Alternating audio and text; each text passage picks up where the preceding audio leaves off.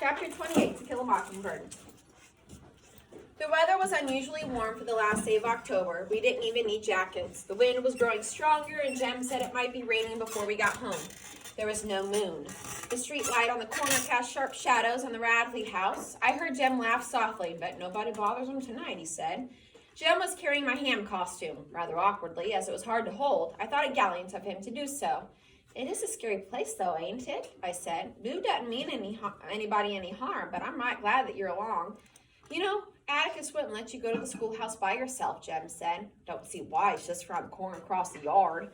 "That yard's a mighty long place for a little girl to cross at night," Jem teased. "Ain't you scared of haints?" We laughed. Haints, hot steams, incantations, secret signs had vanished with our years as mist with sunrise. "What was that old thing?" Jem said. "Angel bright, life and death, get off the road, don't suck my breath." "Oh, cut it out now," I said. We were in front of the Radley place. Jem said, "Boo must not be at home. Listen." High above us in the darkness, a solitary mocker poured out his repertoire in blissful unawareness of whose tree he sat in, plunging from the shrill kee of the sunflower bird to the irascible quack of a blue jay to the sad lament of poor Will, poor Will, poor Will. So what is he talking about right there? The bird, the mockingbird that picks up the song of every other bird and mocks them. Okay, we don't call it poor Will though. What do we call it? Whippoorwill, whippoorwill. Oh. What do you guys call that bird? Oh my God. A whippoorwill. Okay, they call it a poor will. Yep, now you know. We turned the corner and I tripped on a root growing in the road. Jem tried to help me, but all he did was drop my costume in the dust. I didn't fall though, and as soon as we were on our way again, we turned off the road and entered the schoolyard. It was pitch black. "How do you know where we're at, Jem?" I asked when we had gone a few steps. "I could tell we're under the big oak because we're passing through a cool spot. Careful now, don't fall again." We had slowed to a cautious gait, and we were feeling our way forward so as not to bump into the tree. The tree was a single and ancient oak. 2 children could not reach around its trunk and touch hands. It was far away from teachers, their spies, and curious neighbors. It was near the Radley lot, but the Radleys were not curious. A small patch of earth beneath its branches was packed hard for many fights and furtive crap games. The lights in the high school auditorium were blazing in the distance, but they blinded us, if anything. "Don't look ahead," Scout Jem said. "Look at the ground if you don't want to fall." "You should have brought the flashlight, Jem." "Didn't know it was this dark. Didn't look like it'd be this dark earlier in the evening. So cloudy, that's why. It'll hold off, though, I suppose." Someone leaped at us. "God almighty!" Jem yelled. A circle of light burst into our faces, and Cecil Jacobs jumped in glee behind it. "Ha ha! Gotcha!" he shrieked. "Thought you'd be coming along this way." "What are you doing way out here by yourself, boy? Ain't you scared of Boo Radley?" Cecil had ridden safely to the auditorium with his parents, hadn't seen us, and then he ventured down this far because he knew good and well that we would be coming along. He thought Mr. Finch would be with us, though. "Shucks, ain't much but around the corner," said Jem. "Who's scared to go around the corner?" We had to admit that Cecil was pretty good, though. He had given us a fright, and he could tell it over the schoolhouse. That was his privilege now.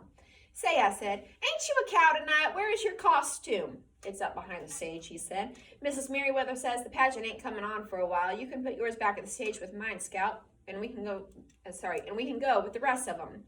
This was an excellent idea, Jem thought. He also thought it a good thing that Cecil and I would be together. This way, Jem would be left to go with people his own age. When we reached the auditorium, the whole town was there except for Atticus and the ladies worn out from decorating and the usual outcasts and shut-ins. Most of the county, it seemed, was there. The hall was teeming with slicked-up country people. The high school building had a wide downstairs hallway. People milled around booths that had been installed along each side. What does this sound like to you? In our community, what is it? Is it the great? Yeah, the Great Fall Festival. Everybody comes out for it, okay? You have a few people that kind of stay at home, but for the most part, the whole town of St. James, the whole county of Phelps is out there in it, okay? Country folk that you haven't seen in a long time is going to show up and they're going to be all slicked up and looking good. "Oh, Jem, I forgot my money," I sighed when I saw them. "Atticus didn't," Jem said. "Here's 30 cents. You can do 6 things. See you later on." "Okay," I said, quite content with my 30 cents and Cecil. I went with Cecil down to the front of the auditorium, through a door at one side and backstage. I got rid of my ham costume and departed in a hurry, for Mrs. Merriweather was standing in a lectern in front of the first row of seats, making last-minute frenzied changes to the script. "How much money you got?" I asked Cecil. Cecil had 30 cents too, which made us even. We squandered our first nickels at the House of Horrors, which scared us not at all. We entered the black 7th grade room and were led around by the temporary ghoul in residence and were made to touch several objects alleged to be component parts of a human being. Here's eyes, we were told when we went and touched 2 peeled grapes on a saucer. Here's his heart, which felt like raw liver. These are its innards, and our hands were thrust into a plate of cold spaghetti. Cecil and I visited several booths. We each bought a sack of Mrs. Judge Taylor's homemade divinity. I wanted to buy for apples, but Cecil said it was not sanitary. His mother said he might catch something from everybody's heads, having been in the same tub. Ain't anything around town now to catch, I protested, but Cecil said his mother said it was unsanitary to eat after folks. I later asked Alexandra about this, and she said people who held such views were usually climbers. We were about to purchase a blob of taffy when Mrs. Merriweather's runners appeared and told us to get backstage. It was time to get ready.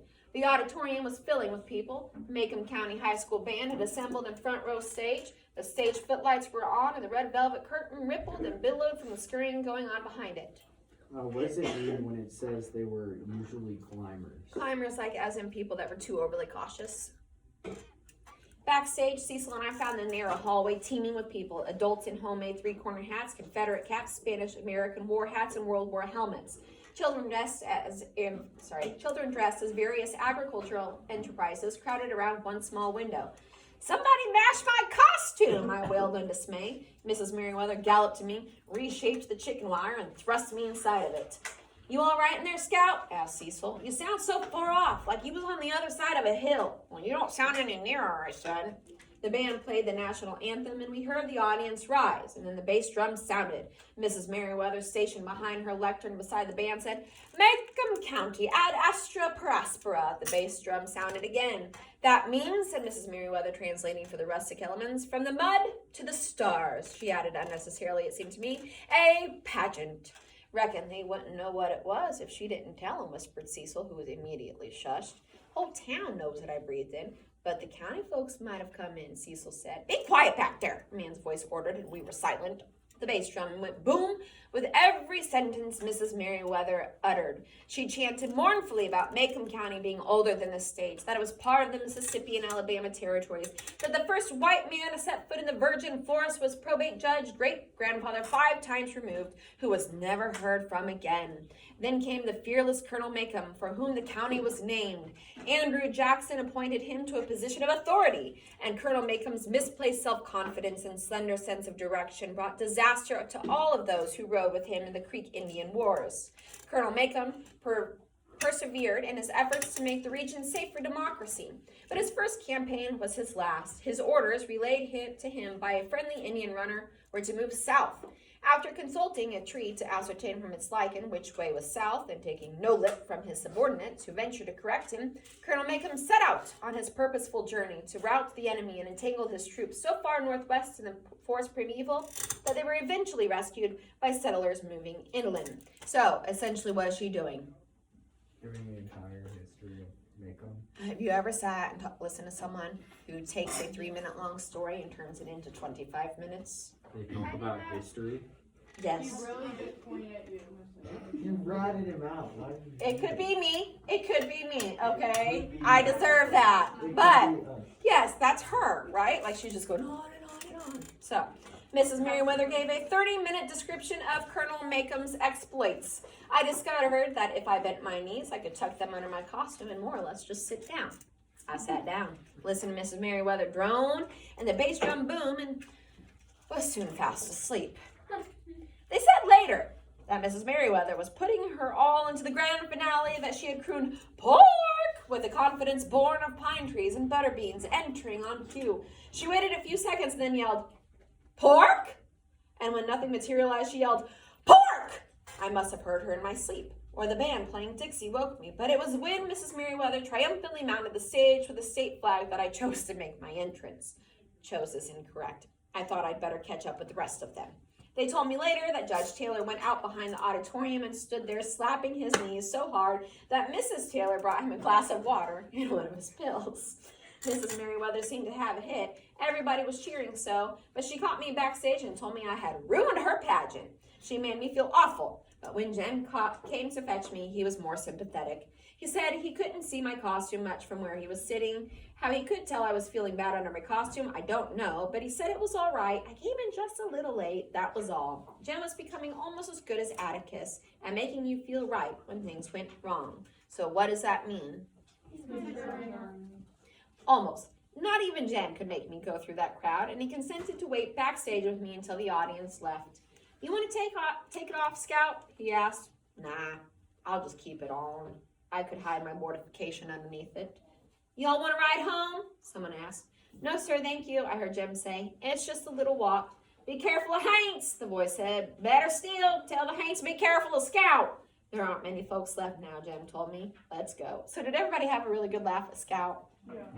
They did, because I could just envision this play going perfectly well, right? And then all of a sudden, like way after the cue, here comes the ham running across the stage, right? We went through the auditorium to the hallway and then down the steps. It was still black dark. The remaining cars were parked on the other side of the building, and their headlights were little help. If some of them were going in our direction, we could see better, said Jem.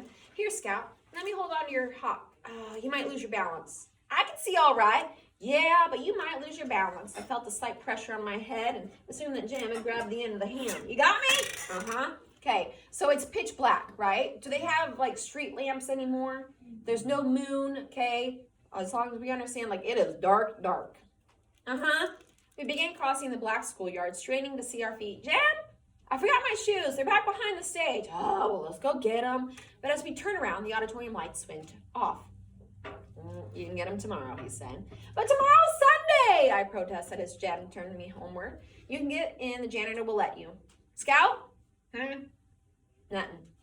Jem hadn't started that in a long time. I wondered what he was thinking. He would tell me when he wanted to, probably when we got home. I felt his fingers press the top of my costume too hard, it seemed, so I shook my head. Jem, you don't have to. Hush. A minute, Scout, he said, pinching me. We walked along silently. Minute's up. What you thinking about? I turned to look at him, but his outline was barely visible. Thought I heard something. Stop a minute. We stopped. Hear anything, he asked? No. We had not gone 5 paces before he made me stop again. Jim, you trying to scare me? You know I'm too old. Be quiet, he said, and I knew he was not joking. The night was still. I could hear his breath coming easily beside me. Occasionally, there was a sudden breeze that hit my bare legs, but it was all that remained of a promised windy night. This was the stillness before a thunderstorm. We listened. Heard an old dog just then, I said. It's not that, Jim answered. I hear it when we're walking along, but when we stop, I don't hear it. I hear my costume rustling. Oh, it's just Halloween's got you. I said it more to convince myself than Jim, for sure enough, as we began walking, I heard what he was talking about, and it was not my costume. It's just old Cecil, said Jim presently. He won't get us again. Don't let him think that we're hurrying. We slowed to a crawl.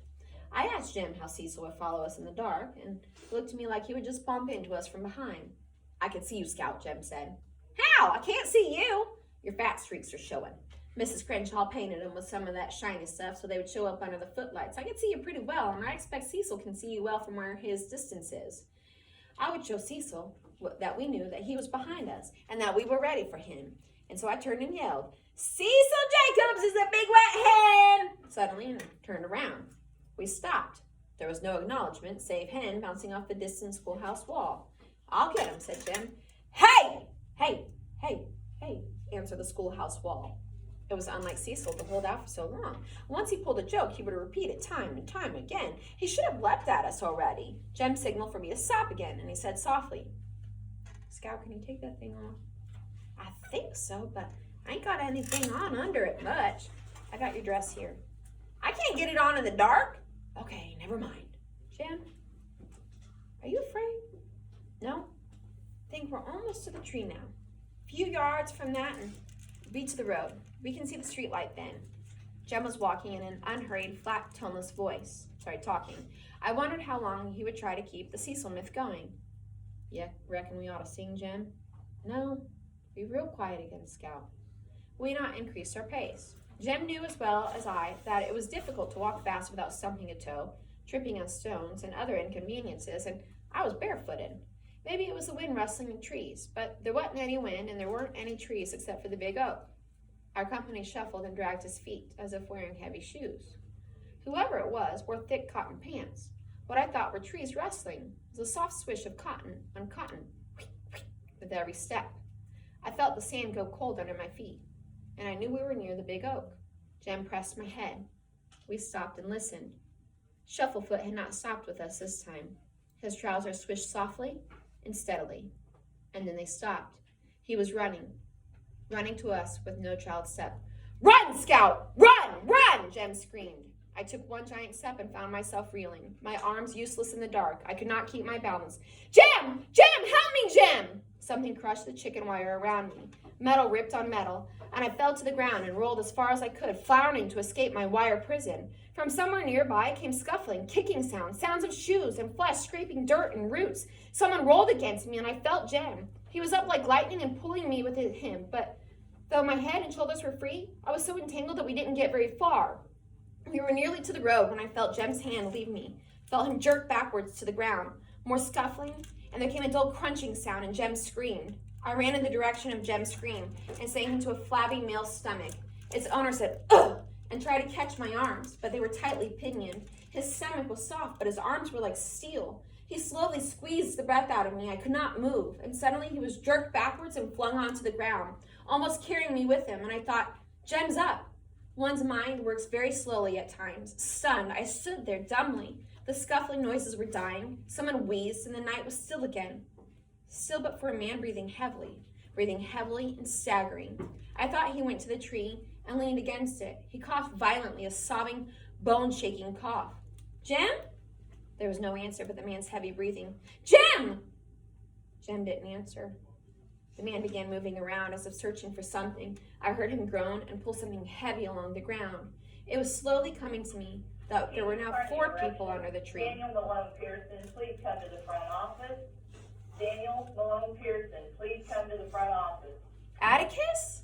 The man was walking heavily and unsteadily toward the road.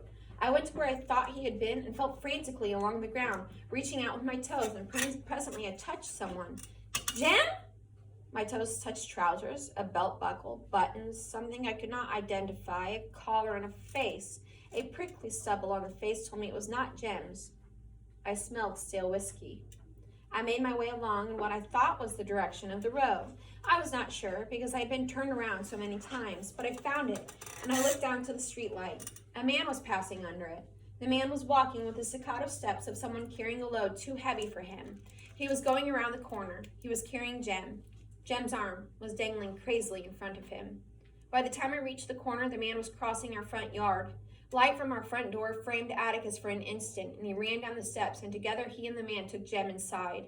I was at the front door when they were going down the hall. Aunt Alexandra was running to meet me. "Call Dr. Reynolds!" Atticus's voice came sharply from Jem's room. "We're a Scout."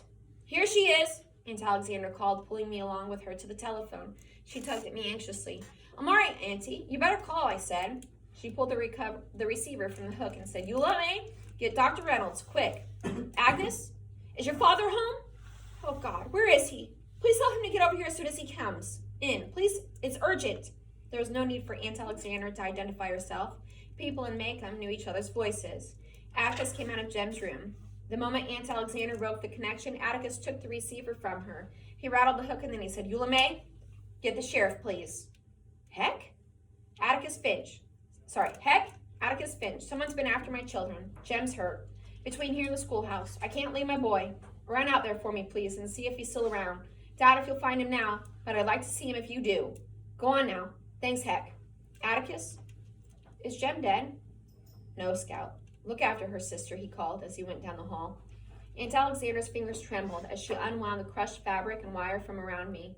"Are you all right, darling?" she asked over and over as she worked me free. It was a relief to be out. My arms were beginning to tingle, and they were red with small hexagonal marks. I rubbed them and felt better. "Auntie, is Jem dead?" No, darling. He's unconscious. We won't know how badly he's hurt until Dr. Reynolds gets here. Jean Louise, what happened? I don't know. She left it at that. She brought me something to put on, and had I thought about it then, I would have never let her forget it. In her distraction, Auntie brought me my overalls. "Put these on, darling," she said, handing me the garments that she most despised. She rushed back to Jem's room and then came to me in the hall. She patted me vaguely and went back to Jem's room. A car stopped in front of the house. I knew Dr. Reynolds' step almost as well as my father's. He had brought Jem and me into the world, had led us through every childhood disease known to man, including the time Jem fell out of the treehouse, and he had never lost our friendship.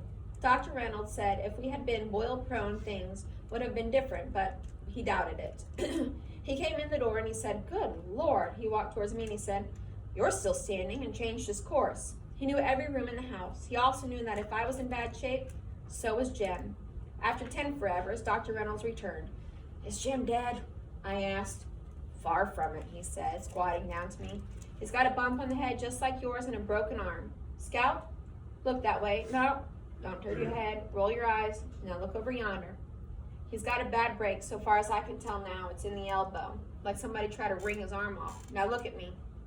"Then he's not dead?" "No." Dr. Reynolds got to his feet. "We can't do much tonight, except try to make him comfortable as we can. We'll have to x-ray his arm. Looks like he'll be wearing his arm way out by his side for a while. Don't worry though, he'll be good as new. Boys his age bounce." While he was talking, Dr. Reynolds had been looking keenly at me, lightly fingering the bump that was coming on my forehead. "You don't feel broke anywhere, do you?" Dr. Reynolds' small joke made me smile. "Then you don't think he's dead then?" He put on his hat. "Now, I may be wrong, of course, but I think that he's very much alive. Shows all the symptoms of it. Go have a look at him, and when I come back, we'll get together, and then we'll decide." Dr. Reynolds' step was young and brisk. Mr. Hectate's was not. His heavy boots punished the porch as he opened the door awkwardly, but he said the same thing Dr. Reynolds said when he came in. "You all right, Scout?" he added. "Yes, sir. I'm going in to see Jem. Atticus and them's in there."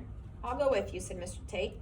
Aunt Alexandra had shaded Jem's reading light with a towel, and his room was dim. Jem was lying on his back. There was an ugly mark along one side of his face. His left arm lay out from his body. His elbow was bent slightly, but in the wrong direction. Jem was frowning. "Jem?" Atticus spoke.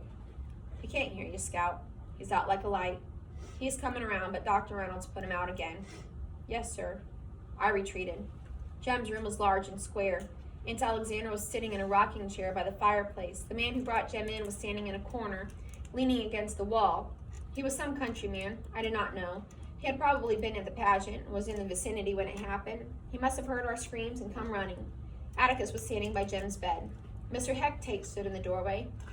His hat was in his hand, and a flashlight bulged from his pants pocket. He was still in his work clothes. "Come in, Heck," said Atticus. "Did you find anything?"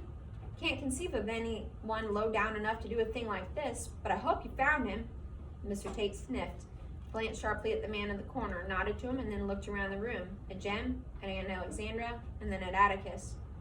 "Sit down, Mr. Finch," he said pleasantly. Atticus said, "Let's all sit down. Have that chair, Heck. I'll get another one from the living room." Mr. Tate sat in Jem's desk chair. He waited until Atticus returned and settled himself.